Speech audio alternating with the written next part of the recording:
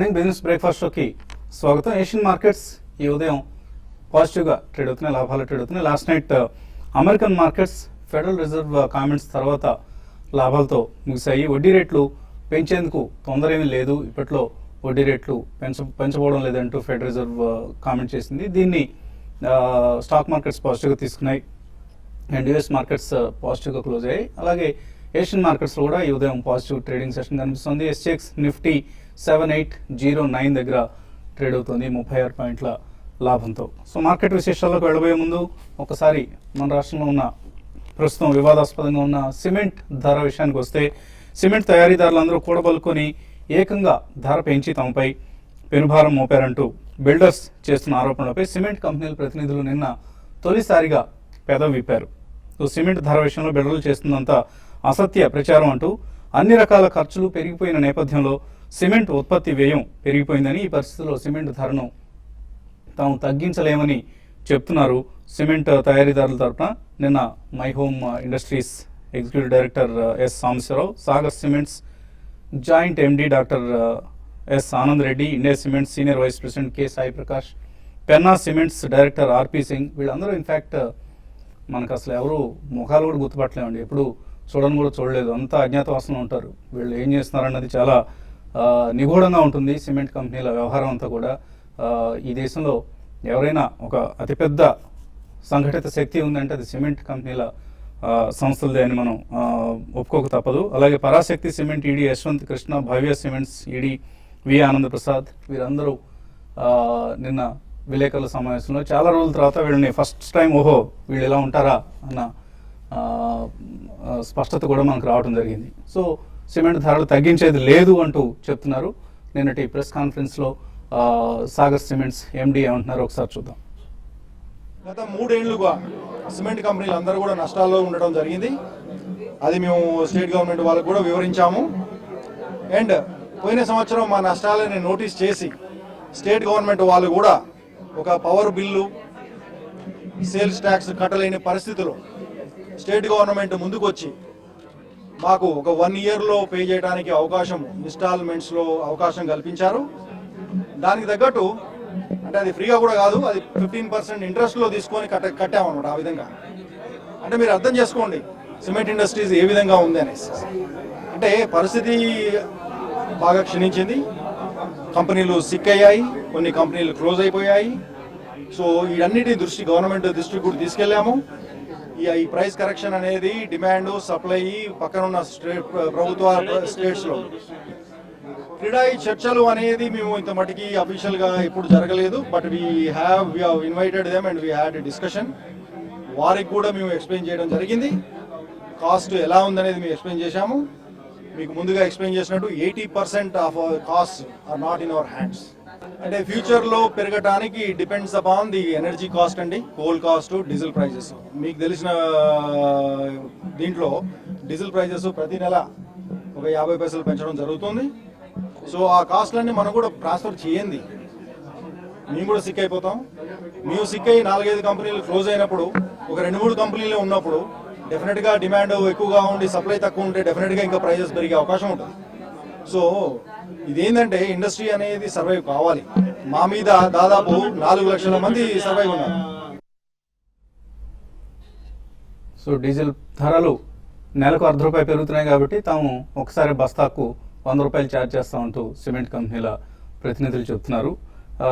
ఈ పరిస్థితి మీద క్రెడాయి నేషనల్ ప్రెసిడెంట్ శేఖర్ రెడ్డి గారు ఏమంటున్నారో టెలిఫోన్ లైన్లో తెలుసుకుందాం అడిగి. శేఖర్ రెడ్డి గారు, గుడ్ మార్నింగ్. గుడ్ మార్నింగ్ అండి. సో సిమెంట్ కంపెనీల ప్రతినిధులు చెప్తున్నారు సిమెంట్ ధర తగ్గదో తగ్గించలేము, మేము ఇప్పటిదాకా కొన్ని కంపెనీలు నష్టాల్లో ఉన్నాయి కాబట్టి అవి మూసివేసే పరిస్థితి కూడా వచ్చింది, ఈ పరిస్థితిలో మేము ధర తగ్గించడం చాలా కష్టం, అసాధ్యం అంటూ చెప్తున్నాయి సిమెంట్ సంస్థలు. మీరు ఇవాళ మధ్యాహ్నం చీఫ్ సెక్రటరీ, తెలంగాణ చీఫ్ సెక్రటరీని కూడా కలవబోతున్నారు. సో ఎటువంటి కోర్స్ ఆఫ్ యాక్షన్ తీసుకోబోతున్నారు ఇక్కడ నుంచి? ఇప్పుడు ఒకటే రోజు ₹100 పర్ బ్యాగ్ పెంచడం అనేది హిస్టరీలో ఎప్పుడు జరగలేదండి. 50% అంతకుముందు 200 రూపాయలు అమ్మే వాళ్ళు 50% పెంచడం అంటూ చరిత్రలో ఎప్పుడు జరగలేదు. అది public at large they are not in a position to digest. And small and medium developers వాళ్ళు క్లిష్ట పరిస్థితిలో ఉన్నారు. ఎందుకంటే లాస్ట్ ఫ్యూ ఇయర్స్ నుంచి మీకు రియల్ ఎస్టేట్ పరిస్థితి మీకు తెలుసు. మన దేశంలోనే మనం అమ్మే ప్రైజెస్ రాక్ బాటమ్. ఈవెన్ 10 మంది కలిసి మనం కట్టుకుంటే కూడా ఆ రేటు రాని ప్రైజ్ లో మా బిల్డర్స్ ఫ్రెండ్స్ అమ్మినారు. ఆ పరిస్థితిలో ఇంకోటి ఏంటంటే ఇప్పుడు లీన్ పీరియడ్, కొత్త స్టేట్ గవర్నమెంట్లు వచ్చాయి, ఇంకా వాళ్ళ బడ్జెట్ కూడా రాలేదు, వాళ్ళ ఇంకేం కాంట్రాక్ట్స్ కూడా అలాట్ చేయలేదు ఎవరికి. అక్కడ నేషనల్ గవర్నమెంట్ కొత్తగా వచ్చింది. క్లిష్ట పరిస్థితుల్లో ఉన్న సందర్భంలో వీళ్ళు రేట్ చేయడం వల్ల ఎవరు కూడా డైజెస్ట్ చేయలేకపోతున్నారు. నిన్న ఓకే, మనకు విషయం తెలిసిందే శేఖర్ రెడ్డి గారు, కానీ మీ కోర్స్ ఆఫ్ యాక్షన్ ఎలా ఉండబోతుంది? ఇవాళ మధ్యాహ్నం చీఫ్ సెక్రటరీను కలవబోతున్నారు. ఇన్ఫాక్ట్ ఇటువైపు బిల్డర్లు నష్టాల్లో ఉన్నారు, బిల్డర్లు సంక్షోభంలో ఉన్నారు, అటువైపు సిమెంట్ పరిశ్రమ కూడా మేము చాలా ఇబ్బందుల్లో ఉన్నామని చెప్తున్నారు. సో చీఫ్ సెక్రటరీ దగ్గర ఈ సమస్యకు పరిష్కారం ఏదైనా దొరుకుతుంది అనుకుంటున్నారా మీరు? అంటే మేము కొంతమంది వారి ప్రతినిధులతో కూడా మాట్లాడడం జరిగింది, సిమెంట్ మ్యానుఫ్యాక్చర్ ప్రతినిధులతో మాట్లాడడం జరిగింది. వాళ్ళు చూపించే లెక్కలు ఎంతున్నాయో అది కొద్దిగా సవ్యంగా లేవు, ప్రాపర్ గా లేవు. మాకు average transportation across the nation 65 రూపాయలు పడతా ఉందనేసి, మన స్టేట్ లో ఎక్సెస్ ప్రొడక్షన్ ఉన్నప్పుడు నల్గొండలో అమ్మేవాడికి, హైదరాబాద్ లో అమ్మేవాడికి 65 రూపాయలు ట్రాన్స్పోర్టేషన్ వేయడం కరెక్ట్ కాదు. ఆ ట్రాన్స్పోర్ట్ వేయడమే కాకుండా దాని మీద వ్యాటు తర్వాత ఎక్సైజ్ డ్యూటీ కూడా దాని మీద కలిపేయడం అనేది కరెక్ట్ కాదు. అంటే వాళ్ళు లేని లెక్కలు చూపిస్తారండి. వాళ్ళ కాస్ట్ ఆఫ్ ప్రొడక్షన్ కూడా చూపించడానికి కూడా చూపిస్తారా, దాంట్లో కూడా చాలా డిస్కషన్ చేయాల్సిన అవసరం ఉన్నది. వాళ్ళు హయ్యర్ సైడ్ చూపిస్తున్నారు, తర్వాత వాళ్ళు డిప్రిసియేషన్ ఇంట్రెస్ట్ చూపిస్తారు, అది కూడా హయ్యర్ సైడ్ చూపిస్తారు. ఓవరాల్ గా even one of the manufacture also suggested let there be a committee consisting of the experts, మా స్టేక్ హోల్డర్స్ వాళ్ళు కూడా ఉండాలంటే మేము ఒప్పుకున్నాం. Today we are going to raise this issue before the CS. There should be a committee. Let them decide what is the actual cost. Cost వచ్చినప్పుడు 400 అయితే కూడా ఒప్పుకున్నాం, 400 రూపాయలు కాస్ట్ అయితే కూడా ఒప్పుకున్నాం, 200 అయితే కూడా వాళ్ళు కూడా ఒప్పుకోవాలా, 150 అయినా వాళ్ళు ఒప్పుకోవాల్సిందే అని. So let them decide cost. ఇంకోటి నిన్న వాళ్ళు మాట్లాడుతూ ఒక కొంత అంటే వాళ్ళకు they are occupying a very responsible position. నిన్న వాళ్ళ ప్రెస్ రిలీజ్ లో ఏం చెప్పారంటే, ఈ పెరగడం ఏదైతుందో cost 2 to 3% of the cost of construction పెరిగిందని వాళ్ళు చెప్పడం జరిగింది వాళ్ళ ప్రెస్ రిలీజ్ లో. అంటే మా మీద ఎఫెక్ట్ వెరీ నామినల్ ఎఫెక్ట్ అని చెప్పడం జరిగింది. ఇది రాంగ్ అండి. 2% component of cement in the overall cost. అంతేకాకుండా వాళ్ళు ఏం చెప్పారంటే, మా సిమెంట్ బ్యాగ్ 115 లాస్ట్ 15 సంవత్సరాల్లో 115 నుంచి 315 పెరిగింది సిమెంట్. వేరాజ్ అపార్ట్మెంట్స్ కన్స్ట్రక్షన్ అమ్మేది ఏంటంటే 650 to 700 రూపీస్ నుంచి 4,500 నుంచి 5,000 రూపాయలు పెరిగింది వాల్యూ కాస్ట్ ఆఫ్ అపార్ట్మెంట్స్ అంటారు. వాళ్ళు చాలా మర్చిపోతున్నారండి. మన హైదరాబాద్ పెరిఫెరీలో చాలా మంది బిల్డర్లు మీకు తెలుసు 1,800 రూపాయలు కూడా స్క్వేర్ ఫీట్ అమ్మే వాళ్ళు ఈ రోజున. వాళ్ళ ఈ రోజున మాకు 150 to 200 స్క్వేర్ ఫీట్ పెరిగింది. ఎందుకంటే మేము ల్యాండ్ లార్డ్ కాంపోనెంట్ కూడా మేమే కట్టేయాలి వాళ్ళకి. మాకు పెరిగింది డబుల్ అవుతుంది. ఇవన్నీ వాళ్ళు దృష్టిలో పెట్టకుండా ఎక్కడో ఒకటి లగ్జరీ కాంపోనెంట్ ఉన్నది వాళ్ళు కోట్ చేయడం కరెక్ట్ కాదు. Okay, Secretary. We are looking for the manufacturers to show a solution today at Chief Secretary's place. The ball is in their court now. Okay secretary గారు, అలాగే భవ్య సిమెంట్ అధిపతి ఆనంద్ ప్రసాద్ ఒక ప్రతిపాదన తీసుకొచ్చారు. సిమెంట్ ప్లాంట్స్ను, తమ సిమెంట్ ప్లాంట్ను మీకు ఇచ్చేస్తా ఉంటున్నారు, మీరే నడుపుకోండి, మీరే సప్లై చేసుకోండి, మీకు అవసరమైన సిమెంట్ మీరే ప్రొడ్యూస్ చేసుకోండి అంటున్నారు. సో ఈ ప్రతిపాదన కొద్దిగా ఇంట్రెస్టింగ్గా ఉంది. అంటే వాళ్ళ వ్యాపారాన్ని మీరు, మీ వ్యాపారాన్ని వాళ్ళు మార్చుకుంటే కూడా కొద్ది రోజులు వెరైటీగా ఉంటుందేమో. భవ్య అతను మా మెంబర్ అండి, మా డెవలపర్ ఫ్రెండ్ గత 30 సంవత్సరాల నుంచి. అతనికి ఇందులో మా ఇండస్ట్రీస్ లో ఉన్న, అతను కూడా ప్రజెంట్ డెవలపరే కాబట్టి మా ఇండస్ట్రీస్ లో ఉన్న ఇబ్బందులన్నీ కూడా ఆయనకు తెలుసు. తర్వాత ఇప్పుడు మాకు బిఏ తరఫున కూడా మా ఎక్స్ అక్కడ president builder association of India తరఫున కూడా కాంట్రాక్ట్. అంటే ఆయన ఉద్దేశంలో సిమెంట్ బిల్డర్లకే ప్రాఫిటబిలిటీ బాగుంది, సిమెంట్ కంపెనీలకు బాగలేదన్న ఉద్దేశం. నేను ఆ పాయింట్ కి వస్తున్నాను. మా సీనయ్య గారు కూడా, మా కాంట్రాక్టర్ ఫ్రెండ్ కూడా దీని మీద అనాలిసిస్ చేసినాడండి. If at all we are going for a plant, will go for a modern technology plant పోతాం. ఎక్కడ కాస్ట్ ఆఫ్ ప్రొడక్షన్ తక్కువ ఉంటుందో అక్కడ దానికి పోతాము, ఎక్కడికి ఇన్పుట్ కాస్ట్ తగ్గుతుందో అక్కడ పోతాం. కానీ అవుట్డేటెడ్ టెక్నాలజీ వచ్చిన ప్లాంట్లు పెట్టుకోము, చీప్ వస్తున్నాయి అనేసి వినారా. ఎక్కడైతే డెడ్ బార్డర్ ఉందో, మిస్ మేనేజ్మెంట్ చేసిన కంపెనీలకు మేము పోము. ఎందుకంటే చాలా మంది మీకు తెలుసు మిస్ మేనేజ్మెంట్ చేసుకున్నారు, కిక్ బ్యాక్స్ ఉన్నాయి ఇండస్ట్రీలో, అందరికీ తెలుసు. మేము అక్కడ వాళ్ళకున్న యూనియన్ అడిగితే చెప్పారు, ప్రతి దాంట్లో సిమెంట్ ఇండస్ట్రీలో కిక్ బ్యాక్స్ ఉన్నాయి. ఇక్కడ మిస్ మేనేజ్మెంట్ జరుగుతుంది, అదొక రకంగా. ఇంకొకటి కూడా మనకు తెలుసు, ఈ రాష్ట్రంలో ఈ 2 రాష్ట్రాల్లో కూడా కొంతమంది వాళ్ళ యొక్క సిమెంట్ ఫ్యాక్టరీస్ రీవాల్యుయేషన్ చేసుకొని వాళ్ళ షేర్లు పైన వేల కోట్ల రూపాయల ప్రీమియంలు అమ్ముకున్నారు. ఆ ప్రీమియం ఈ రోజు ఎవరు పే చేయాలా? ఎందుకు కస్టమర్ పే చేయాలి కదా అల్టిమేట్లీ కంపెనీ డెట్ పూర్చడానికి. There are lot of issues when we go into depth. అందుకే మేము కమిటీ కూడా ఏమంటున్నాం దీని సందర్భంలో. ఓకే శేఖర్ రెడ్డి గారు, సో మీరైతే సిమెంట్ కంపెనీని మీకు గతంలో శేఖర్ రెడ్డి గారు మీకు గతంలో ఒక ఆలోచన ఉండింది, ఒక సిమెంట్ ప్లాంట్ మీకోసం క్యాపిటివ్ కన్సంప్షన్ కోసం ఒక సిమెంట్ ప్లాంట్ పెట్టుకుంటామన్న ప్రతిపాదన గతంలో ఉండింది. ఇప్పుడు ఏమన్నా ఆ ప్రతిపాదన మళ్ళీ రివైవ్ చేసే ఈ మధ్య కాలంలో ex president all India president of the builder association of India వారు చాలా ఎక్సర్సైజ్ చేసినారు, దీని మీద కొంత ఎక్సర్సైజ్ చేసినారు, పెట్టినారు. తర్వాత కొన్ని ఎగ్జిస్టింగ్ కంపెనీస్ ఫర్ సేల్ కి వచ్చిన వాటి మీద కూడా వాళ్ళ ప్రమోటర్స్ డిస్కస్ చేసినప్పుడు వచ్చిన అవుట్కమ్ ఏంటంటే అలాంటి కంపెనీస్ మనం పోతే మనం చేయలేము, ఎందుకంటే అవి అవుట్డేటెడ్ టెక్నాలజీవి ఫర్ సేల్ కున్నవి, అక్కడ మిస్ మేనేజ్మెంట్ జరిగింది, ఫండ్స్ కూడా అలాంటి కంపెనీ తీసుకుంటే మన మీద డేట్ పడుతుంది, ఎందుకు మనం కొత్త టెక్నాలజీకి పోతాం. ఈరోజు కొత్త టెక్నాలజీ అవైలబుల్ ఉంది, మనకి ఎట్లా తక్కువ కోల్ ఎట్లా తక్కువ పవర్ కాస్ట్ ఎట్లా అవుతుంది, మనకి అల్టిమేట్ ప్రోడక్ట్ కాస్ట్ తక్కువ అవుతుంది, ఆ టెక్నాలజీ పోతాం. We are capable, all contractor friends builder friends across the country, at least south ఇండియాలో ఉన్న వాళ్ళు we are capable of putting a plant on our own. We may not even require a debt also. Okay. Because everybody can pull up their money and put it and run the show. But that is not our intention. And our intention is the cement and steel companies, they are the backbone of the Indian infrastructure and Indian economy, and they should survive, they should be healthy, they should make profit. Okay. That is our interest. Okay. And we together, Madam CMA and CREDAI and all other associations, we fight with the state government and government of India to reduce the excise duty and sales tax on this. Okay. We are Okay. they are there, but this is not the proper time to raise the cost at one go by 100 rupees. Okay Shekhar Reddy garu, thank you అండి. So journalist ఎలా అయితే మేము pharma IT ఇలాంటి రకరకాల beats చూస్తూ ఉంటాం. So pharma beat చేసేవాళ్ళని ఒక్కోసారి ఐటీకి మారుస్తారు, ఐటీ నుంచి ఫార్మాకి మారుస్తుంటారు, లేకపోతే సిమెంట్ చూసే వాళ్ళని బ్యాంక్స్ చూడమంటారు. ఇలా బిల్డర్స్ అండ్ సిమెంట్ కంపెనీలు కూడా బీట్లు మార్చుకుంటే బాగుంటుందేమో. అది ఎనీవే ఒక పాజిటివ్ డెవలప్మెంట్ కోసం అందరూ ఎదురు చూస్తున్నాం. సిమెంట్ ప్రైసెస్ తగ్గించమంటూ బిల్డర్స్ అడుగుతున్నారు, అలాగే బిల్డర్ల డిమాండ్కు నిరాకరిస్తున్నారు సిమెంట్ కంపెనీల యజమానులు. సో ఒక స్టేల్మేట్ నెలకొంది, ఈ స్టేల్మేట్ త్వరలోనే పరిష్కారం కావాలని ఆశిద్దాం. ఇక మార్కెట్స్ విషయానికి వస్తే ఎటువంటి మేజర్ ట్రిగ్గర్స్ లేకుండానే మార్కెట్స్ పాజిటివ్గా దూసుకువెళ్తున్నాయి, ముందుకు దూసుకువెళ్తున్నాయి. నిన్న కూడా చూసాం మనం telecom, IT, oil and gas sectors lead చేసే నిన్నటి ప్రాఫిట్స్ను. ఎర్నింగ్ సీజన్ ప్రోత్సాహకరంగా ఉంది. Q1 earning season axis bank, Asian paints results స్ట్రాంగ్గా వచ్చాయి.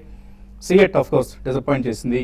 సో ఈ పరిస్థితి గురించి అనలిస్ట్ ఏమంటున్నారో అడిగి తెలుసుకుందాం. సో బాలగారు, 7800 మన ముందరే ఉంది. ఇక మరొక రికార్డ్ హై, నిన్న సెకండ్ హైయెస్ట్ క్లోజింగ్ డే చూసాం.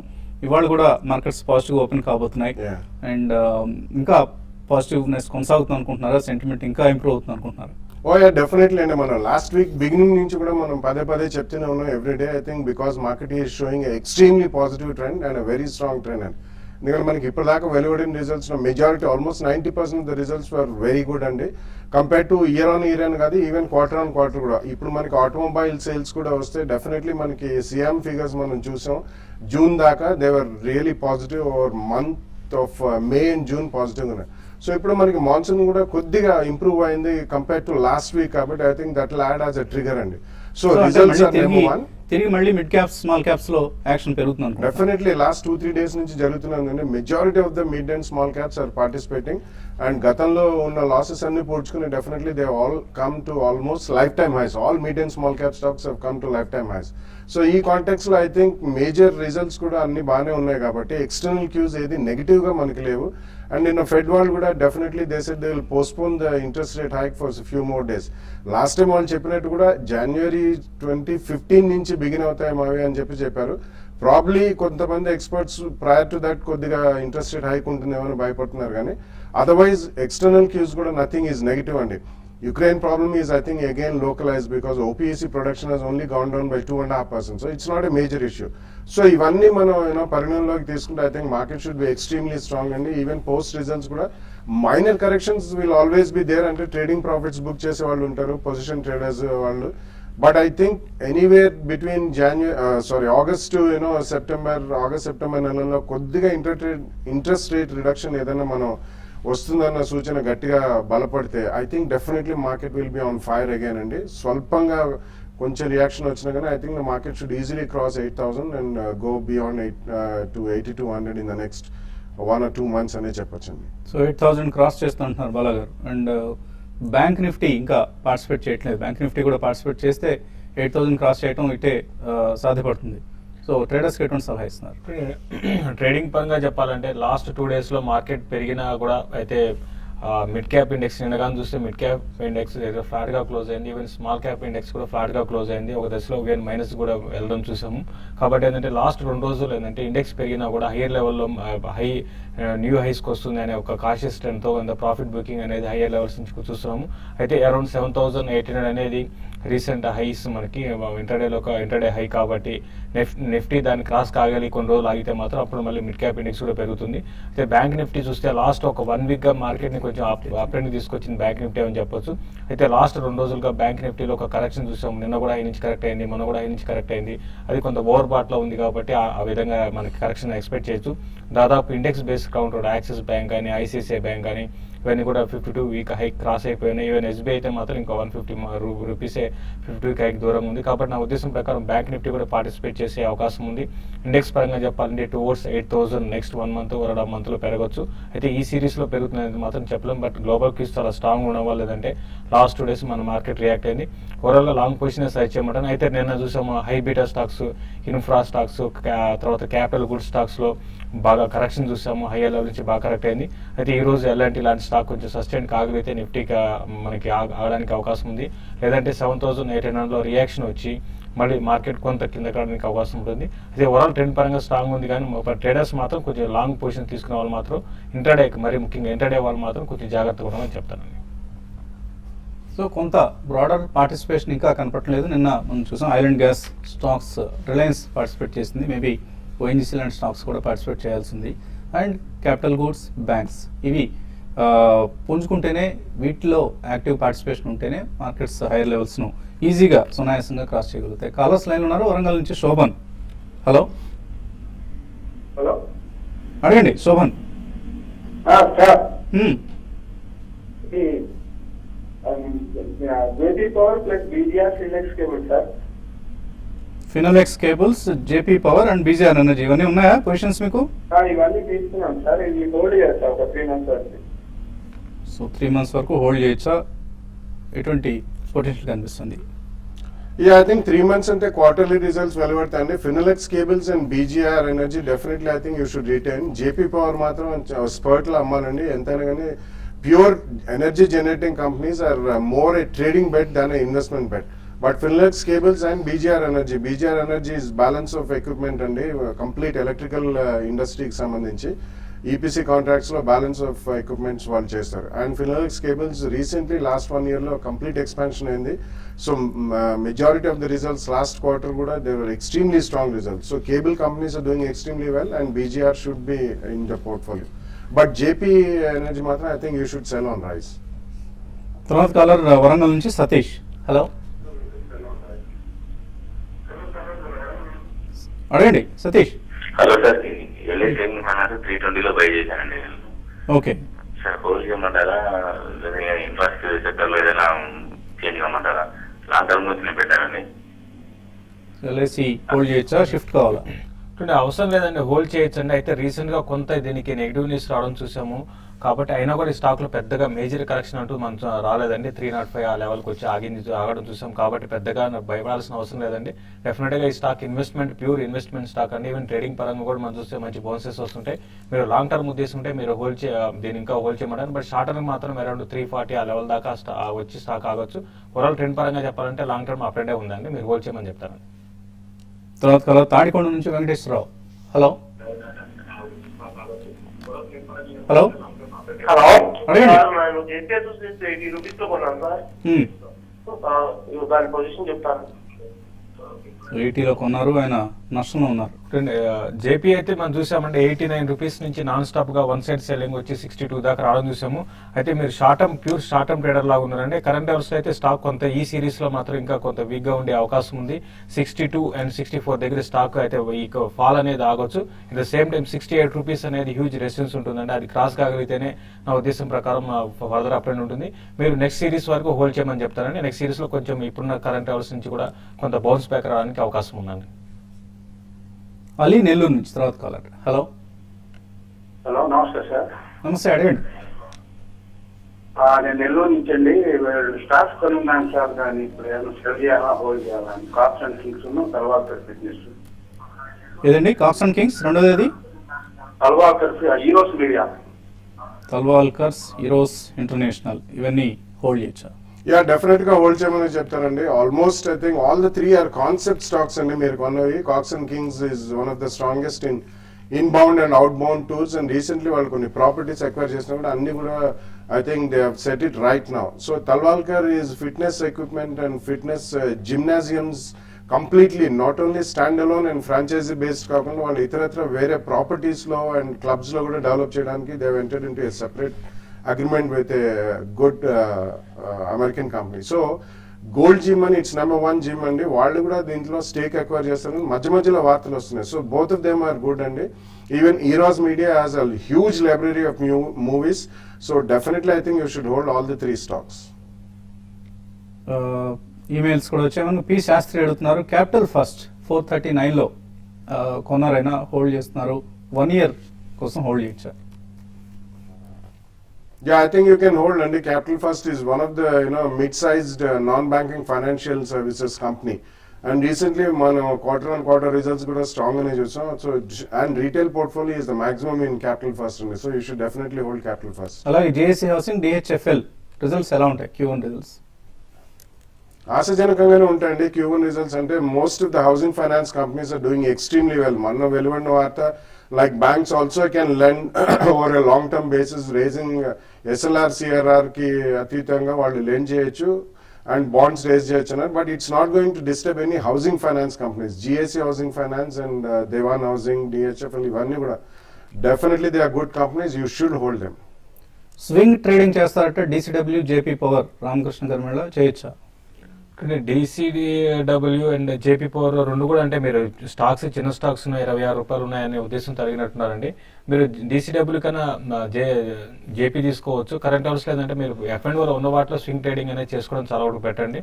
వాల్యూమ్స్ లేని వాటిలో స్వింగ్ ట్రేడింగ్ అంత ఎంకరేజింగ్ ఉండకపోవచ్చు అండి.